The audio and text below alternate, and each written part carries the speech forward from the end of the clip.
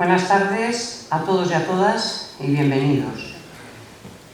Hoy tengo el honor de presentar a una persona que, además de ser un gran amigo, es un experto en un tema tan importante y actual como es la contaminación atmosférica y su influencia en nuestra salud.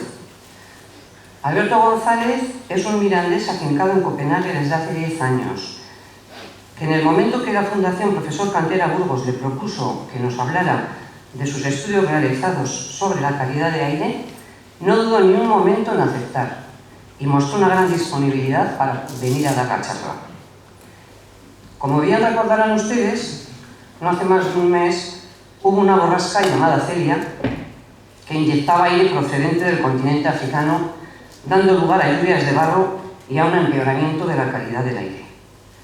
Todo el mundo hablaba de la calima o polvo en suspensión procedente de África, porque este fenómeno nos mantuvo en vilo a todos unos cuantos días, ya que la calidad del aire era bastante defectuosa y los expertos y los medios de comunicación nos recordaban no hacer deporte al aire libre y nos advertían de los perjuicios para nuestra salud.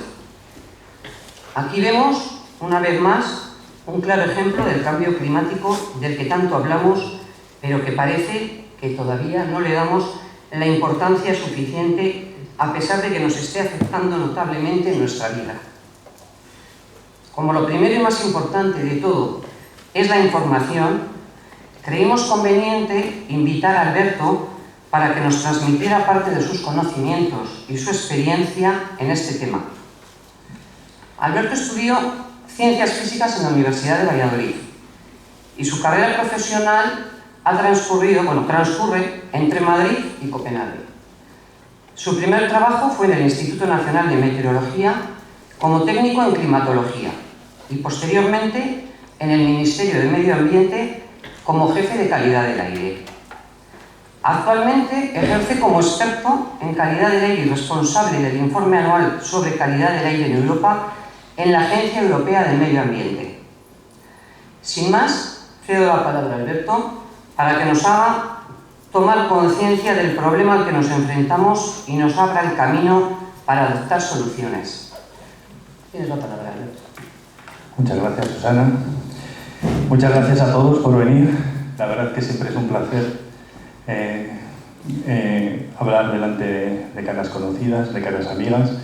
Me gustaría, antes de nada, dar las gracias a la Fundación Cantera Burgos por invitarme a esta charla, y en especial a dos patronos muy queridos, a Susana Revuelta y a Mauricio Corcuera. Como bien ha dicho Susana, y gracias por esta presentación, les voy a hablar de la contaminación atmosférica y cómo esta afecta a la salud principalmente. Y para ello voy a empezar, ya que estamos en un salón de actos, que también es un cine, y dado que a mí me gusta mucho el cine, voy a empezar poniéndoles una película, un trozo de una película. Ahora les explicaré por qué.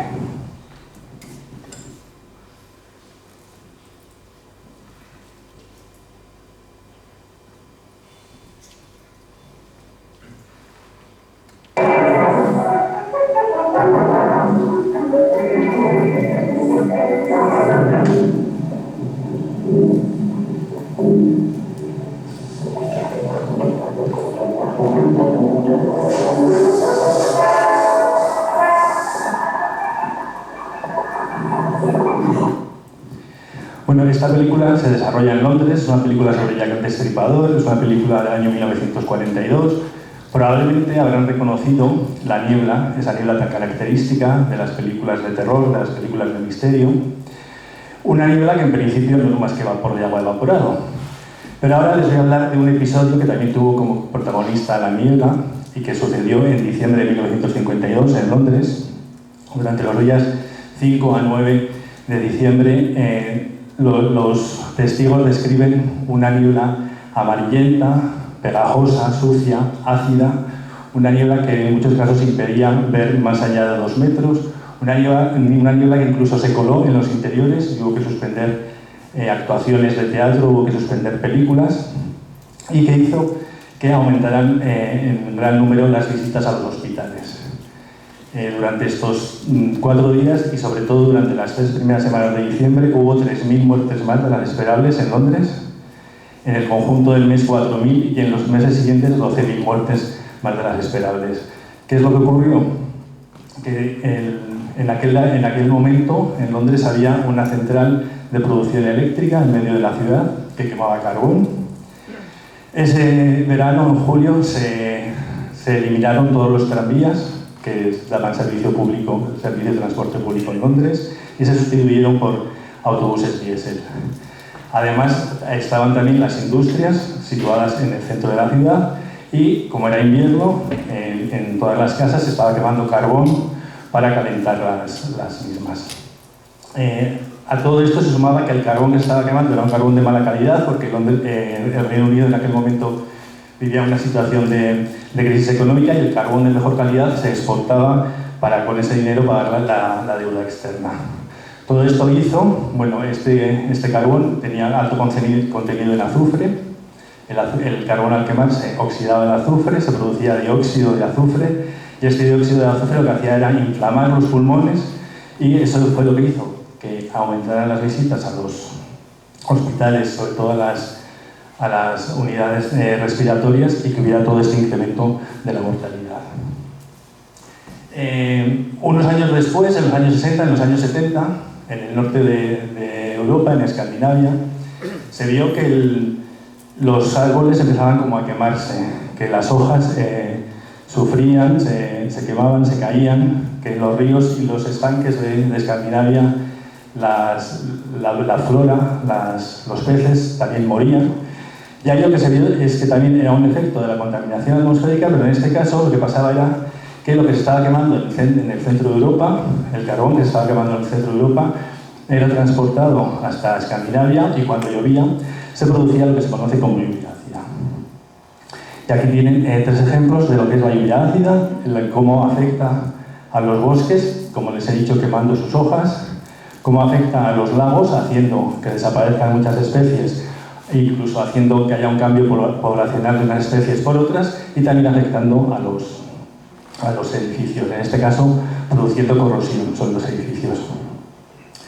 Estos 2 casos vienen a ser el caso de Londres, la primera vez que se toma conciencia seriamente de cuál es el impacto de la contaminación atmosférica sobre la salud, aunque ya se hayan producido casos parecidos, y en el caso de la lluvia ácida en Escandinavia se toma conciencia de cómo también la contaminación atmosférica está afectando a los ecosistemas, y eso da lugar al primer convenio internacional en el que diversos países colaboran para solventar el tema de la contaminación atmosférica. Estos 2 ejemplos nos dan un poco de idea de lo que vamos a hablar. En el caso de Londres tenemos afectación en el lugar en el que se produce la contaminación y afectación a la salud. En el caso de la lluvia ácida tenemos que la contaminación que se produce en un sitio afecta a otro sitio, y sobre todo tenemos un impacto sobre los ecosistemas, y en ambos casos lo que se produce es una gran influencia de la meteorología. En el caso de Londres, porque hubo una situación anticiclónica en la que se impedía que se dispersaran los contaminantes, y en el caso de Escandinavia, porque tenemos este transporte de la contaminación hacia otro lugar y luego la deposición mediante la lluvia. Por lo tanto, con esto ya sabemos un poco de qué vamos a hablar, de qué es la contaminación atmosférica. La contaminación atmosférica se define en nuestra legislación, tanto europea como española, como la presencia en la atmósfera de sustancias físicas o químicas que producen un impacto en la salud y en el medio ambiente. Para abordar la contaminación atmosférica, tanto desde el punto de vista científico como desde el punto de vista legal, hablamos de 2 cosas, de emisiones de contaminantes y de calidad del aire. Las emisiones es la introducción en la atmósfera de estas sustancias que son perjudiciales.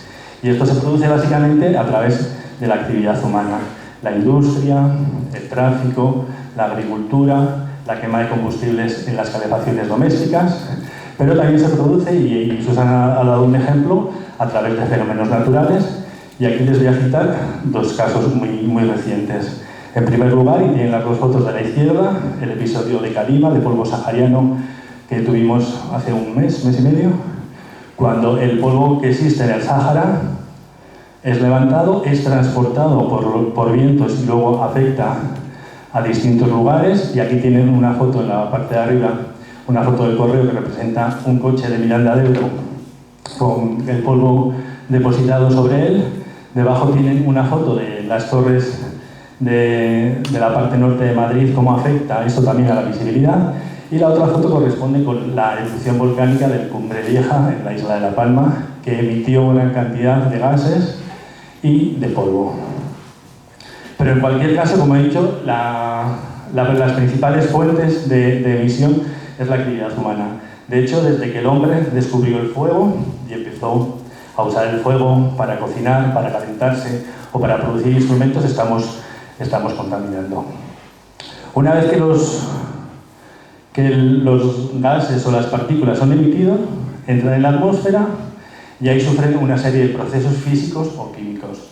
Son transportados, hemos visto este ejemplo de la lluvia ácida, reaccionan unos con otros formando en muchos casos nuevos contaminantes y al final se depositan, y estas son las concentraciones que nos afectan a nosotros, las concentraciones que tenemos. O sea, tense en cuenta que, por ejemplo, si tenemos una chimenea emitiendo, todo ese gas que emite la chimenea no es lo que nos llega a nosotros, nos llega después de esta dilución, de esta dispersión, de ese transporte. Y, como les he dicho, la legislación actúa contra la contaminación atmosférica mediante estos dos elementos.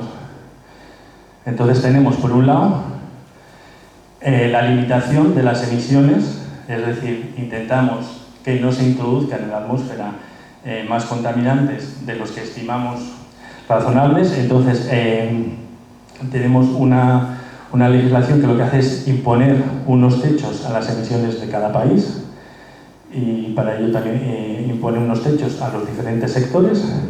Tenemos una legislación sectorial que impone límites a los contaminantes que se pueden poner en la atmósfera, por ejemplo, por el transporte. Tenemos las normas Euro, que limitan la producción de dióxido de nitrógeno y de partículas. Tenemos las leyes industriales, que limitan la cantidad de contaminantes que pueden emitir determinadas industrias en función de su capacidad y de su generación de producción o de energía. Y luego tenemos también la legislación que afecta a productos. Por ejemplo, antes les he hablado de que el carbón que tenía azufre, una vez que se quemaba, emitía dióxido de azufre. Entonces, si limitamos la cantidad de azufre presente en el carbón, estamos limitando la cantidad de azufre que va a emitirse una vez que lo quememos. Las pinturas, si limitamos la cantidad de disolventes que tenemos en las pinturas, estamos limitando la cantidad de disolventes que se van a emitir una vez que usemos las pinturas. Y la otra forma de controlar la contaminación atmosférica es controlando la calidad del aire. Entonces, aquí lo que se hace es poner una serie de valores a las concentraciones, de tal forma que si se superan esos valores hay que tomar medidas para que los valores bajen por debajo de estos límites legales. Las directivas de calidad del aire, el Real Decreto Español de Calidad del Aire, también lo que hace es obligar a las administraciones públicas a evaluar la calidad del aire en todo su territorio para saber si las concentraciones están por encima o por debajo de estos valores legales. En los casos en los que esté por encima, aplicar medidas. Y aquí les voy a presentar el ejemplo de las dos estaciones de calidad del aire que hay en Miranda. Dos porque, bueno, tienen aquí a la izquierda la estación de Miranda de Ebro 2, que es una estación que está en el Parque Antonio Cabezón. A la derecha, la estación Miranda de Ebro 1, que estaba originariamente en el poblado de Fasa, enfrente de la salida de camiones de ENCE. Esa estación ahora mismo no existe, pero yo he visto que existen datos de esa estación del último año, y yo me imagino que la Junta de Castilla y León hace campañas de medición, si bien la estación no está midiendo permanentemente. La legislación de calidad del aire regula 12 contaminantes. Yo les voy a explicar un poco cuáles son los 4 principales, y los he elegido porque son los contaminantes que tienen mayor impacto sobre nuestra salud y sobre el medio ambiente. Tenemos el material particulado. El material particulado son unas partículas sólidas o líquidas que son de un tamaño tan pequeño que se encuentran en suspensión en la atmósfera. Y aquí tienen una estimación del tamaño de estas partículas. Esto sería un grano de arena de 90 micras. Esto sería un pelo humano con un diámetro de entre 50 y 70 micras.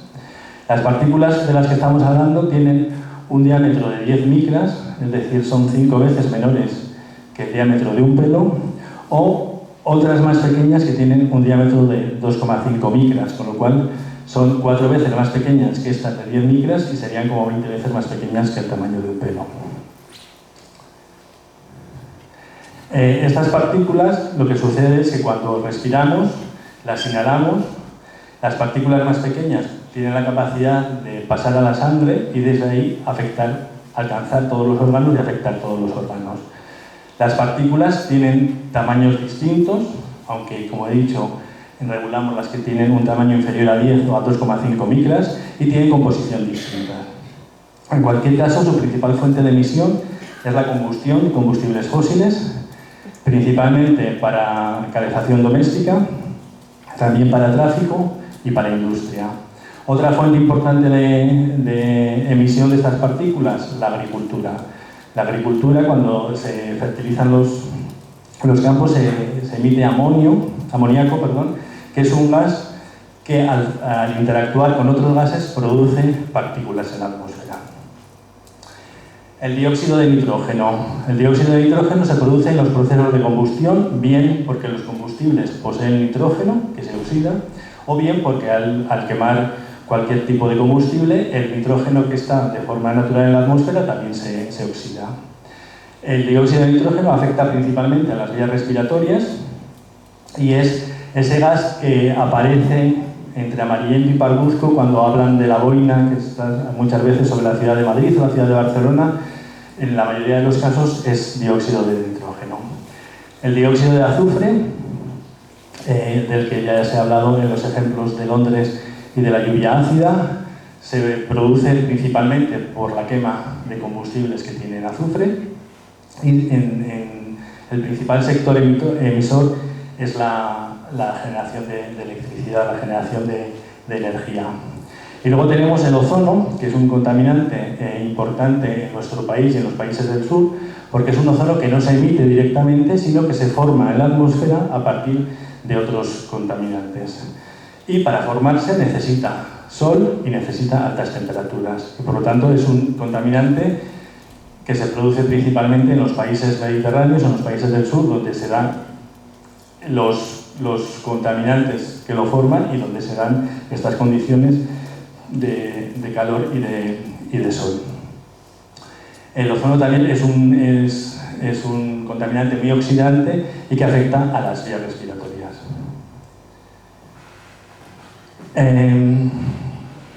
¿Por qué nos preocupa la contaminación atmosférica? Pues ya lo hemos dicho, principalmente porque afecta a nuestra salud.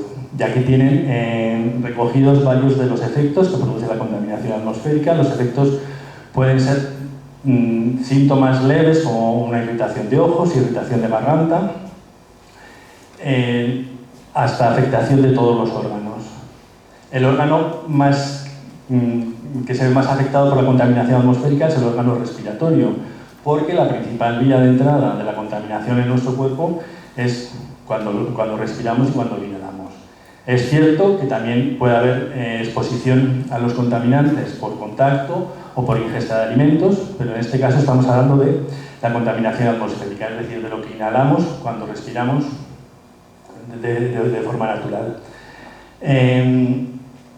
Enfermedades que produce la contaminación atmosférica, asma, en los casos en que ya existe el asma puede agravarlo, todo tipo de enfermedades respiratorias, la enfermedad pulmonar obstructiva crónica, cáncer de pulmón. La Agencia Internacional de Investigación del Cáncer ha catalogado la contaminación atmosférica y en concreto las partículas como elementos carcinógenos, es decir, elementos que producen cáncer. Afectación también del sistema cardiovascular, infartos y, en los casos más graves, muertes. Muertes prematuras, que aquí conviene aclarar que son muertes que se pueden evitar, porque son muertes que están producidas por la contaminación y si eliminamos la contaminación, eliminamos esta causa de muertes. Además de los efectos sobre la salud, también tenemos efectos sobre el medio ambiente, y hemos visto antes algunos ejemplos de la lluvia ácida, efectos sobre la biodiversidad, sobre los ecosistemas, pérdida de especies, desplazamiento de unas especies por otras. La contaminación atmosférica está muy relacionada con el cambio climático, pero ahora les hablaré un poco de eso. Tenemos afectación a los edificios, antes he hablado de la corrosión, pero existe todo tipo de desgaste, existe afectación a los colores, por ejemplo el ozono hace que los colores de los edificios se atenúen, existe debilitamiento de las estructuras. Todo eso afecta a nuestro patrimonio histórico. Y por supuesto todo esto tiene un impacto económico en cuanto a hospitalizaciones, pérdidas de días laborables, absentismo escolar, todos los efectos que tiene sobre el medio ambiente, sobre los ecosistemas, sobre las cosechas, los efectos que tiene sobre los edificios. Sí que me gustaría aquí hacer una aclaración y una distinción entre lo que es el cambio climático y lo que es la contaminación atmosférica, porque a veces existe un poco de confusión. El cambio climático se produce cuando, por la emisión de gases de efecto invernadero, estos gases atrapan la energía solar que remite la Tierra y se produce un calentamiento de la atmósfera. Entonces, el cambio climático es un fenómeno global. Da igual donde emitamos estos gases de efecto invernadero, porque acaban en la atmósfera y van a tener un efecto global, y por lo tanto las acciones para luchar contra el cambio climático tienen que ser globales. Mientras que la contaminación atmosférica, como hemos visto, sí que es cierto que puede viajar de un lugar a otro, pero tiene un componente local importante. Entonces, si queremos mejorar la situación en cuanto a contaminación atmosférica en un lugar, actuando en ese lugar, probablemente vamos a tener un buen resultado. Y por otra parte, el cambio climático no afecta directamente a la salud. Lo que hace es producir un calentamiento de la atmósfera, una alteración del clima, que va a dar lugar a un efecto indirecto sobre la salud, porque bueno, si tenemos más inundaciones o si tenemos más olas de calor, si hay un cambio en cómo las plagas de mosquitos afectan a un lugar a otro, hay una afectación sobre la salud, pero es una afectación indirecta, no es una afectación directa como la de la contaminación atmosférica de la que estamos hablando. Y luego otra aclaración que me gustaría hacer también es que estamos hablando del aire exterior, no estamos hablando del aire interior, que es en este caso, por supuesto, también puede ser de mala calidad, pero está más asociado a la presencia de químicos. Lo mejor que se ha hecho para mejorar la calidad del aire interior es la prohibición de fumar en espacios interiores.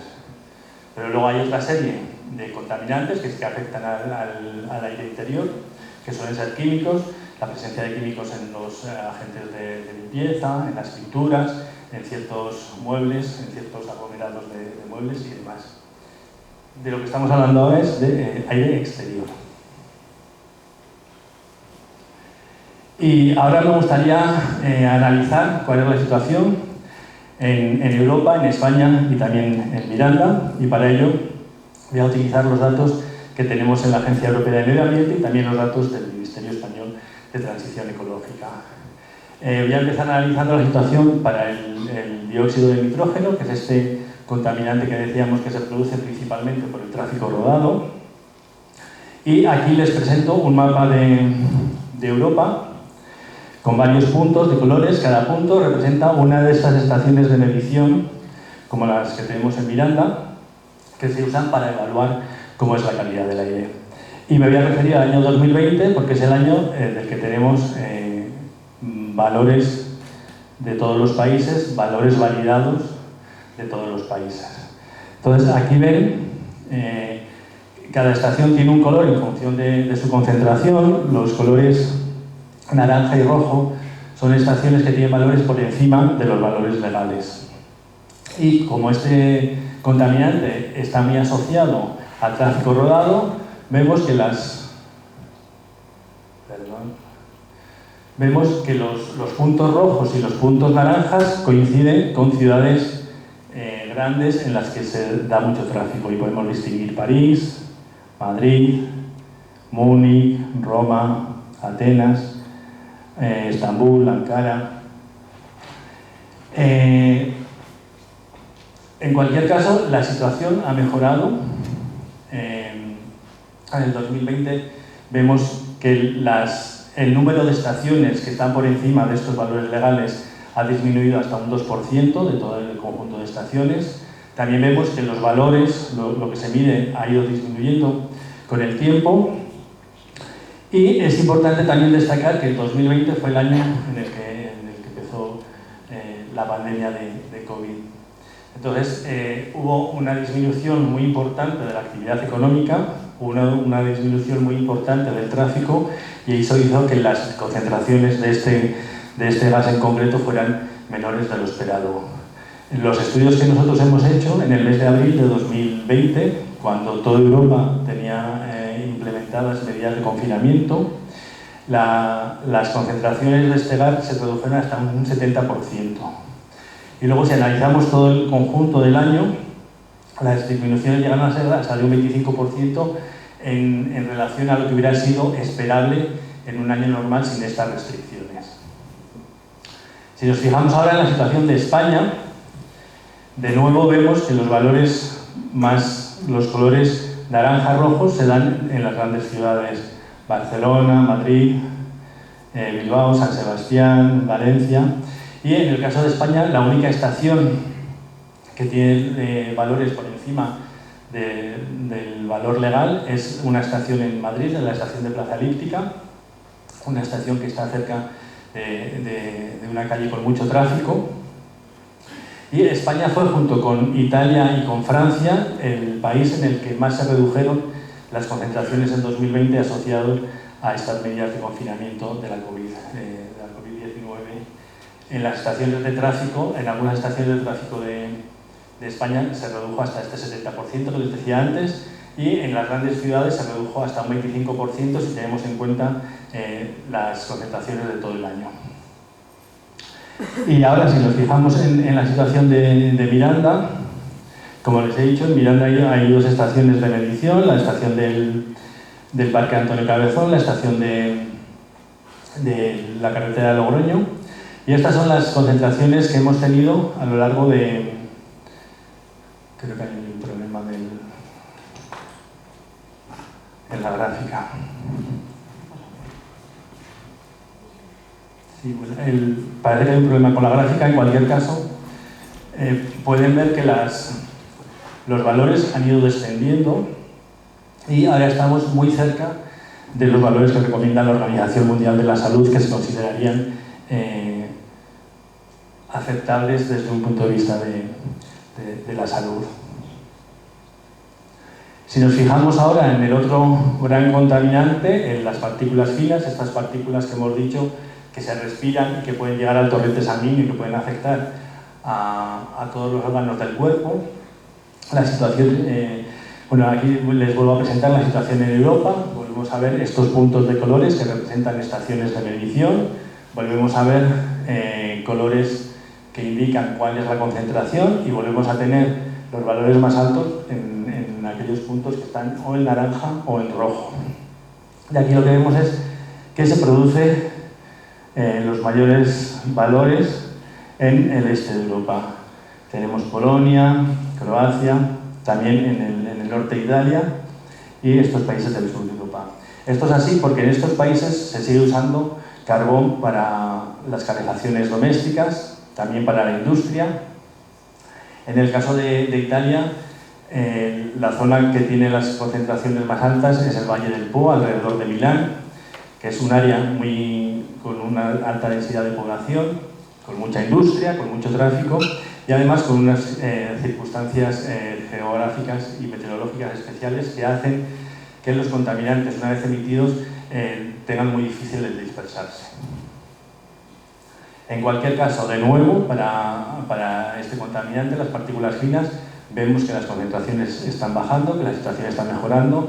De nuevo, solamente un 2% de todas las estaciones presentan valores por encima de los valores legales de la legislación, pero es cierto que en este caso estamos muy por encima de lo que recomienda la Organización Mundial de la Salud, ya que solamente un 8% de todas las estaciones tienen valores por debajo de lo que recomienda la Organización Mundial de la Salud. En España, No hay ninguna estación que supere los valores legales. Nos encontramos con que los valores corresponden más o menos como a unos valores medios. El valor más alto será en Castellón, asociado a las cementeras y a la producción de cerámicas. Y en el caso de España también la situación ha mejorado bastante a lo largo de los años. Y por último, si nos fijamos en la situación de Miranda, en este caso las estaciones no miden las partículas finas, estas partículas con el diámetro por debajo de 2,5, pero miden las partículas PM10, que son el otro tamaño que les he dicho de partículas que podemos inspirar y que afectan a la respiración, que afectan al sistema respiratorio. Pueden ver de nuevo que a lo largo de los años las concentraciones han ido disminuyendo y en este caso nos encontramos muy cerca de lo que recomienda la Organización Mundial de la Salud.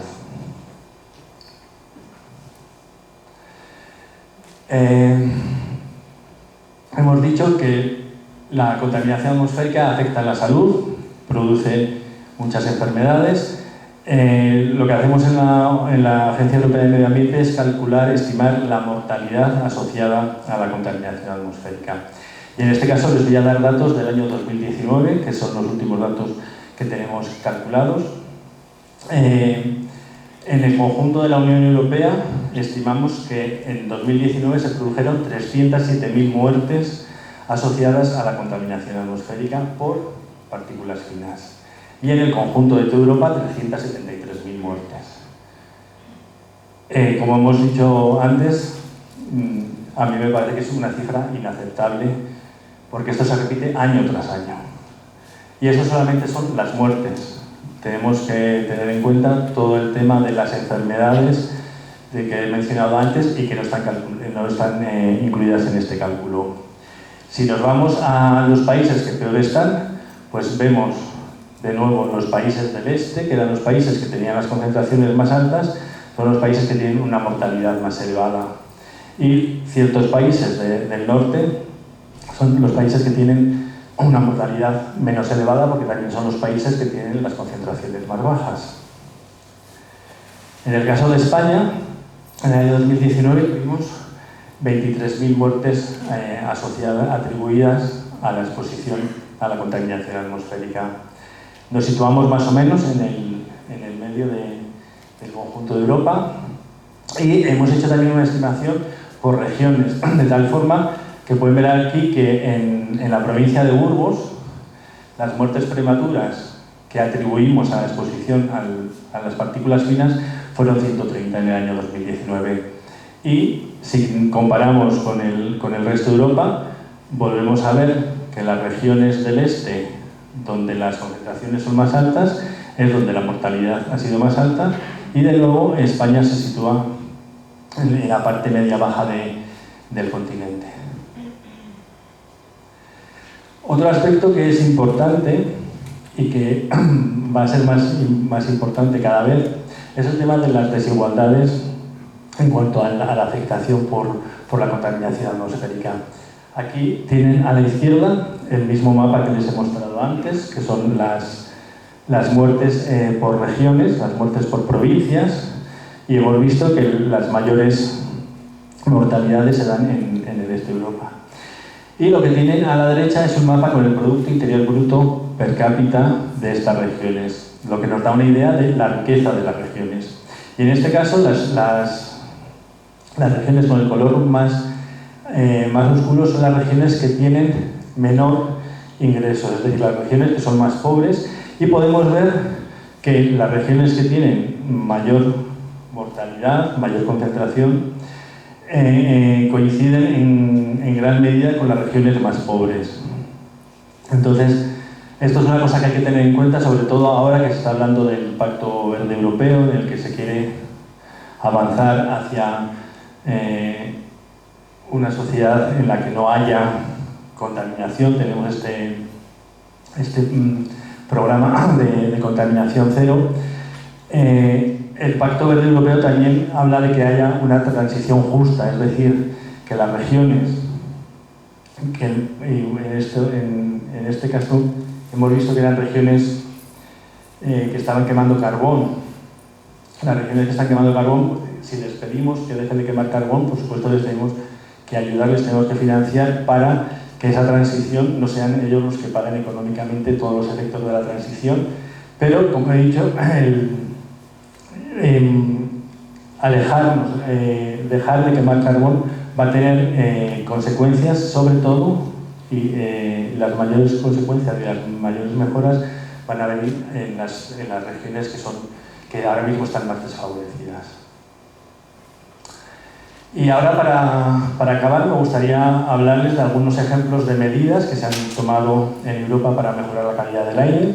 Hemos dicho que una de las principales fuentes de partículas finas es la quema de combustibles para la calefacción. Tenemos un ejemplo en Dublín, en el año 1990, se prohibió quemar un tipo de carbón que era especialmente contaminante. Con eso se mejoró la calidad del aire y se evitaron 360 muertes al año en Dublín. Todo lo que tenga que ver con la eficiencia energética de los edificios, cómo los edificios están diseñados para que la calefacción, que la energía no se pierda. Todo lo que tenga que ver con nuevos sistemas de calefacción para que dejemos de quemar combustibles fósiles. Son medidas que van a mejorar la calidad del aire. Otro ejemplo, y es un ejemplo que tenemos presente en Copenhague, es lo que se llama la calefacción por barrios. Allí, en vez de tener una caldera por cada apartamento o una caldera por cada edificio, existe una caldera, digamos, que da servicio a varias manzanas. De tal forma que en vez de quemar cada uno en su casa su combustible, su gas, se hace en grandes zonas de la ciudad, y eso hace que sea más eficiente y que se pueda controlar mejor el combustible que se está quemando. Otra fuente importante de contaminación, el tráfico.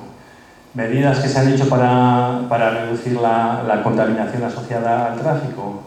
La introducción del vehículo eléctrico, el fomento del transporte público además con medios cada vez menos contaminantes, tranvías, autobuses eléctricos.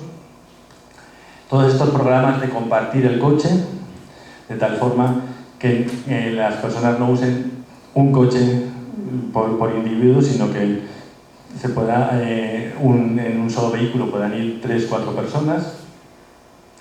La introducción de las zonas de bajas emisiones, que son zonas en las ciudades que se delimitan y en las que se prohíbe el acceso de los vehículos más contaminantes. El tema energético y el tema de industria. Como hemos dicho, alejarnos lo más posible de la quema de combustibles fósiles, carbón, gas y petróleo. Y sustituir estas fuentes de energía más contaminantes por fuentes renovables, solar, hidráulica, eólica. Y por último, una medida que a mí me gusta mucho porque me parece que es muy innovadora, es todo el tema que tiene que ver con el diseño urbano. Hacer que las ciudades, quitarle terreno en las ciudades al coche y dárselo de nuevo a los ciudadanos. Peatonalización de calles, hacer que las infraestructuras sensibles, como pueden ser colegios, hospitales, residencias de ancianos, estén en las zonas con menos contaminación, y esto es así porque estos colectivos, los niños, los ancianos, la gente enferma es la gente que es más susceptible de padecer los efectos de la contaminación atmosférica. Y estas medidas suelen tener un efecto positivo no solo para la calidad del aire, sino también para el cambio climático, porque si reducimos en los coches, si reducimos la combustión, estamos reduciendo las emisiones de gases de efecto invernadero. Si tenemos menos coches, generalmente va a haber menos ruido. Si tenemos más espacio verde, la gente va a hacer más deporte, la gente va a aprovechar el espacio para socializar. Entonces ganamos en calidad de vida, no solamente asociada a la contaminación atmosférica, sino a otros muchos factores. Y luego, les he hablado un poco de medidas que pueden ser medidas un poco aisladas. Y lo que queremos ahora mismo es tomar todas las medidas en conjunto, como les he dicho, no ver solamente la calidad del aire aislada del cambio climático o del ruido, ver medidas que puedan tener impacto, que puedan tener un beneficio en todos los aspectos. Y aquí les voy a hablar el sistema de movilidad y les voy a presentar dos diapositivas que le gustan mucho a mi director ejecutivo, el director de la agencia. Aquí ven la calle de la Ley en Bruselas, una mañana cualquiera, todo el tráfico de entrada a Bruselas. Esto en principio son coches diésel o coches de gasolina. Entonces, las medidas tecnológicas que hemos estado implementando buscaban, por ejemplo, la sustitución de todos estos coches de combustión por coches eléctricos. Pero ahora se imagina que en vez de tener todos estos coches de combustión, todo esto fueran coches eléctricos. Seguiríamos teniendo atascos, seguiríamos teniendo ruido, seguiríamos teniendo el espacio ocupado por los coches. Aunque los coches sean eléctricos, también emiten por el desgaste del pavimento, por el desgaste de los neumáticos, y no les parece que esta solución es mucho más amable, tener una ciudad en la que la gente pueda andar, en la que la gente pueda ir en bicicleta, en la que la gente pueda disfrutar del espacio público.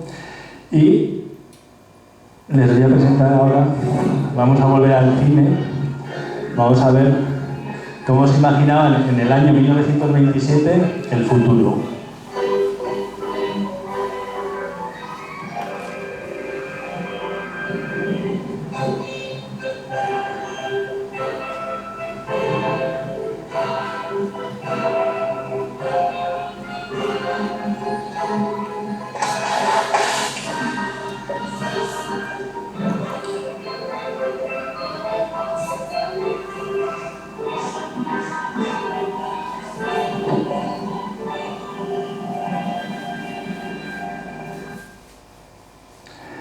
La película Metrópolis de 1927, un clásico. Como pueden ver, una ciudad en la que continuamente hay coches yendo de un sitio para otro, no sabemos muy bien a qué, y yo creo que ese no es el futuro que queremos. Queremos que los visionarios del año 27 estén equivocados. Otras de las medidas, yo creo que son unas medidas muy importantes, son las que nos afectan a nosotros como personas. ¿Qué debemos de hacer o qué creo yo que debemos de hacer? Estar informados, saber cuál es la situación de la contaminación atmosférica y cuáles son los efectos de la contaminación atmosférica. Y para eso aquí les presento tres páginas de tres instituciones, la página de la Agencia Europea de Medio Ambiente, donde pueden consultar el estado de las concentraciones en todas estas estaciones de medición de Europa, la página del Ministerio de Medio Ambiente, en la que pueden ver la misma información para España, porque la información que recibimos en la Agencia de Medio Ambiente es la información que nos transmiten los países recogida en sus redes de medición. Aquí tienen la información de la Junta de Castilla y León, donde pueden encontrar también las estaciones de Miranda. En cualquier caso, en cualquiera de las tres instituciones pueden encontrar la información sobre Miranda. Y luego también me gustaría hablarles del índice de calidad del aire. Les he estado hablando de varios contaminantes. Hay veces que es difícil saber qué contaminante es más perjudicial, cuál es la situación para todos los contaminantes.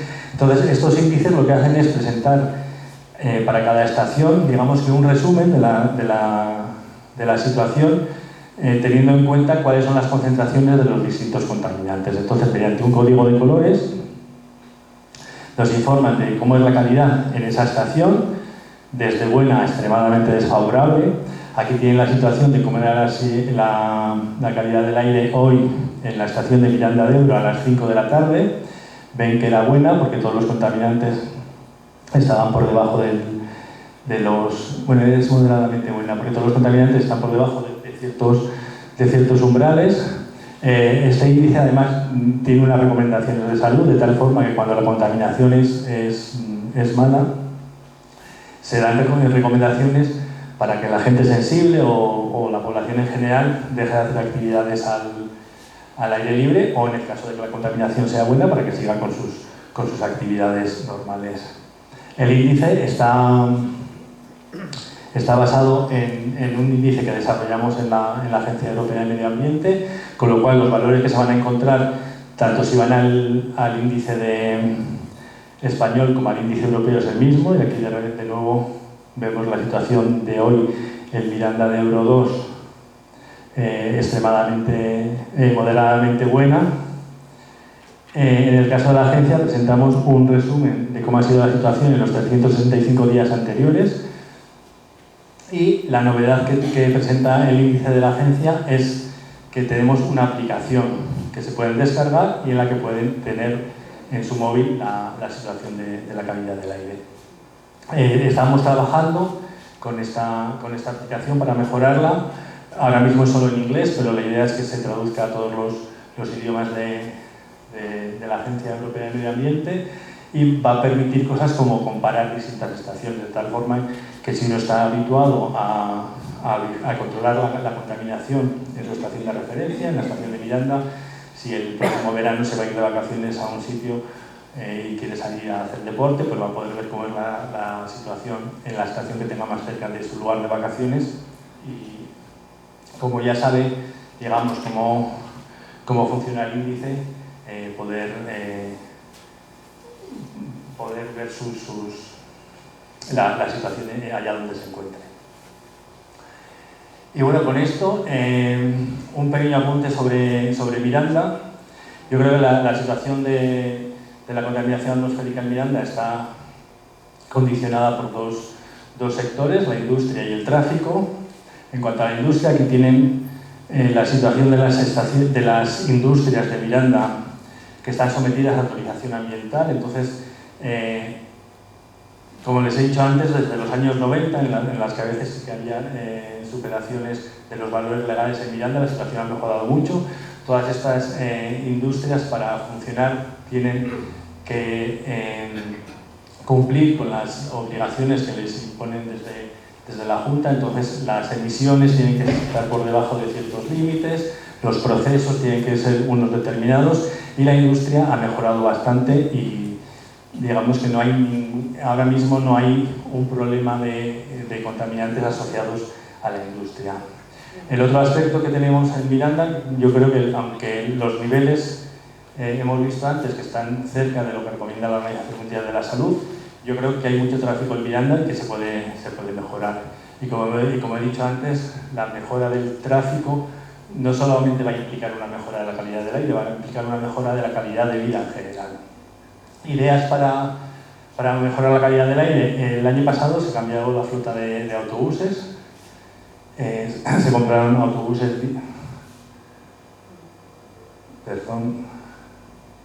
Se compraron autobuses diésel que son más eficientes que los que existían. Lo que he dicho antes, fomento del transporte público. Puede que las líneas que hay en Miranda no sean suficientes, puede que la frecuencia de los autobuses no sea lo suficiente para que el público use el transporte público. Tiene que ser atractivo, en el sentido de que no puedes tardar 3 veces más si usas el transporte público de lo que usas usando el coche. De tal forma que la frecuencia tiene que ser alta, y el recorrido, o sea, el transporte público te tiene que llevar allá donde quieras ir. Fomento de otros modos de movilidad, andar y bicicleta. Para andar, peatonalización de zonas, construcción de carriles bici. Para que un carril bici también sea eficaz, el usuario se tiene que sentir seguro. De nuevo, el carril bici te tiene que permitir ir allá donde quieres ir, y el usuario se tiene que sentir seguro. Por ejemplo, en Copenhague nosotros tenemos en casi toda la ciudad carriles bici que están separados tanto de la calzada como del peatón, de tal forma que ni molestas al peatón ni los coches van a invadir el espacio que tú usas para andar en coche. Otras medidas que se pueden tomar, y en este caso están relacionadas con la anterior, con la industria. En Miranda hay varios polígonos industriales, hay industrias en Álava muy cerca. Yo recuerdo, mi padre ha trabajado toda la vida en Cefasa, yo recuerdo que al principio iban en bicicleta a trabajar, después tenían los autobuses de la empresa. Pues una de las medidas es la consensuar con estos polígonos o con estas empresas grandes planes de movilidad para que, por ejemplo, los trabajadores puedan ir en autobuses dados por la empresa en vez de ir cada uno en su coche individual. Y luego, como no me gusta hablar de prohibir, una forma de desincentivar, por ejemplo, el uso del vehículo privado es hacer que sea más costoso en cuestión de tiempo, que sea más complicado usar el coche que usar la bicicleta o andar. Debemos tener en cuenta también que Miranda es una ciudad ideal para andar o ir en bicicleta en cuanto a distancia y porque es una ciudad plana. La cuadrícula de Miranda es una cuadrícula de calles paralelas. Ahora mismo, si queremos ir desde la carretera de Logroño hasta el río, cogemos la calle Arenal o la calle Ramón y Cajal y son calles que nos llevan directamente. Si queremos desincentivar esto, lo que podemos hacer es que el trazado no sea recto, sino que igual venimos por aquí, nos obligan a irnos a la derecha. Es decir, formas para que no sea tan fácil atravesar la ciudad. Por supuesto, si alguien tiene que usar el coche, lo puede hacer, pero que nos cueste más llegar a un sitio en coche que es de lo que nos gustaría andar o en bicicleta. Y bueno, con esto termino mi charla. Simplemente me gustaría recalcarles los mensajes que considero principales de todo lo que les he contado, que la contaminación atmosférica es un problema medioambiental y un problema de salud pública, un problema que nos está afectando, que nos afecta a todos porque todos estamos respirando. Un tema en el que cualquier mejora va a tener un gran impacto en nosotros, porque de nuevo cualquier mejora va a afectar a toda la población. También me gusta ser positivo y es cierto que la calidad del aire ha mejorado en el último tiempo, en los últimos años. Ha mejorado porque se han implantado medidas no solamente europeas, sino medidas nacionales, medidas locales. Pero a pesar de ello, yo creo que es inasumible que todavía tengamos 307.000 muertes atribuibles a la calidad del aire cada año en la Unión Europea. Lo que les he contado, el factor de desigualdad, con lo cual tenemos que procurar que las medidas que implementemos favorezcan a aquellos que están más desfavorecidos. Lo que les acabo de decir, que pequeñas mejoras en la calidad del aire pueden tener un gran impacto porque van a afectar a toda la población. Y por supuesto, como estamos hablando de distintos contaminantes que tienen distintas fuentes, es muy importante conocer cuál es la situación en nuestra ciudad, en nuestra región, en nuestro país, para actuar contra los sectores que están ocasionando la contaminación atmosférica. Y luego recalcar esta obligación que yo creo que tenemos todos como ciudadanos de estar bien informados, de tal forma que podamos evitar exposiciones a altos niveles de contaminación.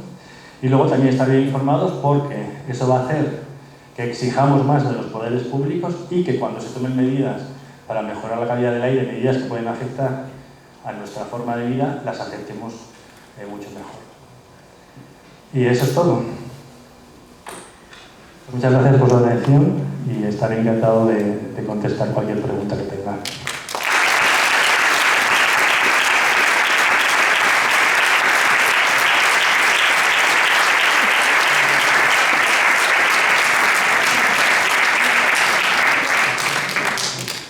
Pues muchas gracias, Alberto, por esta charla tan interesante y por estas aportaciones que has hecho para que podamos mejorar un poquito de la disminución de la contaminación y nuestra calidad de vida. Si ahora hay alguien en la sala que quiera preguntar algo, Alberto, tenga alguna duda o alguna cuestión.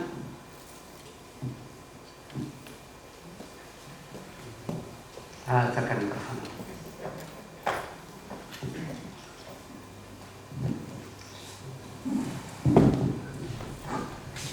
En primer lugar, muchas gracias por la exposición. Creo que nos ha abierto un poco la visión de lo que es la contaminación. Muchas gracias, Alberto, muchas gracias a la Fundación por esta charla. Yo sí que lo que quería saber es que, más que nada, además, la situación que tenemos nosotros en Miranda y que siempre el ferrocarril ha estado presente en la ciudad, estamos viendo una grave disminución del transporte por ferrocarril, que yo considero que es de lo más ecológico que hay en el transporte. Desde la Unión Europea han tomado alguna medida sobre esto, porque sí que has comentado que se está fomentando el uso del coche eléctrico, etcétera, pero sobre el ferrocarril, que como digo es uno de los medios que menos contamina, estamos viendo claramente que hay una grave disminución de las frecuencias y en cambio vemos la carretera que nos pasa por aquí cada vez más llena de camiones. Gracias.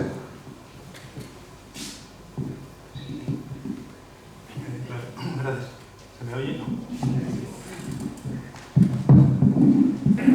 En primer lugar, gracias por la pregunta. Tiene toda la razón. Yo siempre he dicho que el ferrocarril, sobre todo para el transporte de mercancías, puede ser una alternativa muy válida para disminuir las emisiones. Desde la Unión Europea o desde ciertos países se está fomentando, porque yo fui a Copenhague hace 4 años, tuve que ir a Copenhague en ferrocarril. Tardé 2 días y tuve que coger 5 trenes distintos. Entonces, hay un movimiento en Europa que quiere volver a reimplantar los trenes nocturnos, que quiere volver a que sea viable ir, por ejemplo, de Copenhague a Bruselas, igual no de Copenhague a Cádiz, pero estos viajes que se pueden hacer en 6-8 horas que vuelvan a ser viables, porque ahora mismo no existen trenes nocturnos, por ejemplo, para viajar por Europa.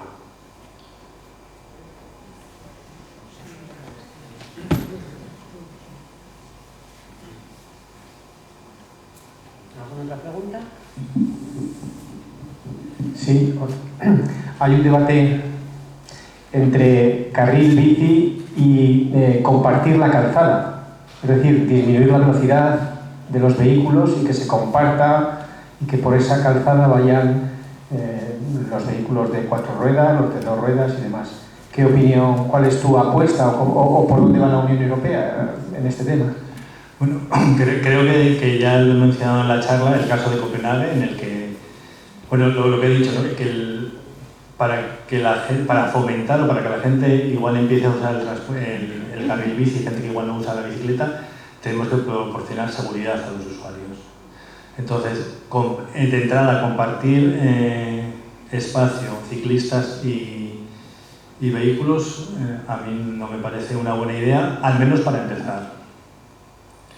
En Copenhague, como he dicho, en prácticamente toda la ciudad, la calzada tiene un nivel, el carril bici tiene otro nivel y la acera tiene otro nivel, de tal forma que tú sabes que no vas a ocupar el espacio del peatón y sabes que el coche no va a interferir en tu carril bici. Luego sí que existen los temas de pacificación de tráfico, la introducción de los límites de velocidad a 30 km por hora en muchas ciudades. Todo esto es favorable, porque también 30 km por hora implica menos emisiones, implica menos ruido, implica una ciudad más amable, pero en principio yo apostaría sobre todo por eliminar espacio del tráfico. Es decir, si queremos un carril bici, un carril bici. Y si tenemos que quitar un carril de vehículos, pues bueno, quitamos un carril de vehículos. Y vuelvo a repetir, o sea, hay ciudades en las que esto es mucho más factible que en otras, porque por tamaño estos métodos de movilidad más amables se puede llevar a cabo de una forma más fácil. Creo que había otra pregunta.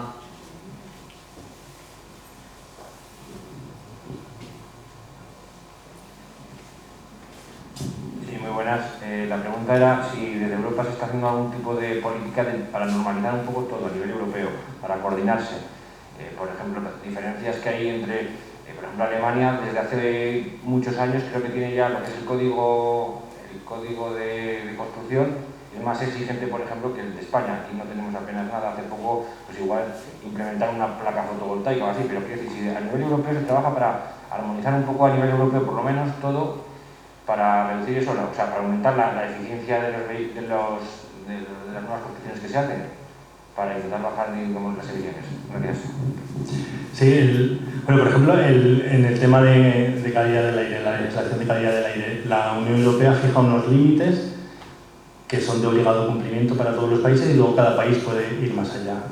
Ahora el Pacto Verde Europeo, que es este gran programa medioambiental que tiene en marcha la Unión Europea, uno de los aspectos es la edificación. Entonces sí que se está trabajando por este tema también que he mencionado en conexión con las calefacciones domésticas, planes para que los edificios sean más eficientes, es decir, que la calefacción que creemos, la energía no se pierda, y luego todo el tema de placas solares, por ejemplo, la instalación de placas solares en edificios. Entonces sí que se está trabajando desde la Unión Europea en un código, digamos, de mínimos. Lo que hace la Unión Europea siempre son códigos de mínimos que obligan a todos los países, pero luego siempre se da la posibilidad de que los países vayan más allá. Sí, Alberto, bueno, gracias por la charla, a ti y a la Fundación. Yo quería preguntar, porque no lo hemos tocado, si hay algún plan de forestación de árboles, de los bosques, de plantación de árboles, porque se supone que los árboles captan CO2 y mejoran la calidad del aire. Si a nivel europeo se tiene en cuenta que los países que se están deforestando, si hay algún tema de plantación. Esto está relacionado con el cambio climático, como dices, y las acciones que se hacen con el cambio climático son, por un lado, evitar las emisiones de los gases de efecto invernadero, y luego todos los planes que fomentar todo lo que actúa como sumidero de CO2. Y uno de los sumideros de CO2 son los bosques, todo el tema que tiene que ver con suelos, el uso del suelo, porque cuando deforestas para dedicar suelo a la agricultura estás fomentando la emisión de gases de efecto invernadero y estás eliminando sumideros. Entonces sí que hay planes no los conozco a fondo porque el cambio climático no es mi campo, pero existen políticas para incrementar los sumideros, de tal forma que, como siempre, lo ideal es no emitir, pero una vez que has emitido, por lo menos que se pueda reabsorber.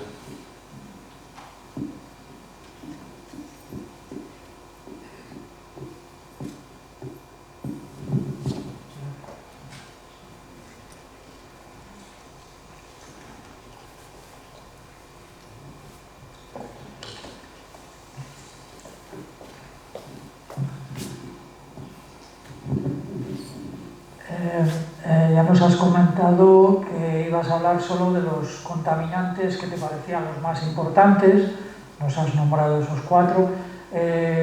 Uno puede ser el metano, por ejemplo. ¿Qué importancia puede tener el metano? Que ahora se habla mucho de ello. Gracias. El metano es un gas de efecto invernadero, de hecho, y también, con lo cual, está regulado por toda la legislación que lucha contra el cambio climático, y el metano también es uno de los gases que contribuye a la creación de ozono. Entonces, el metano sí que está regulado, pero no está regulado por la legislación de contaminación atmosférica, sino por la del cambio climático.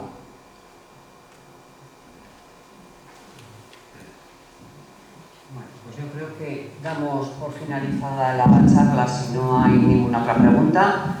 Agradecer su presencia a todos y todas. Agradecer también al Ayuntamiento que nos cede el salón de actos para que podamos realizar estas charlas.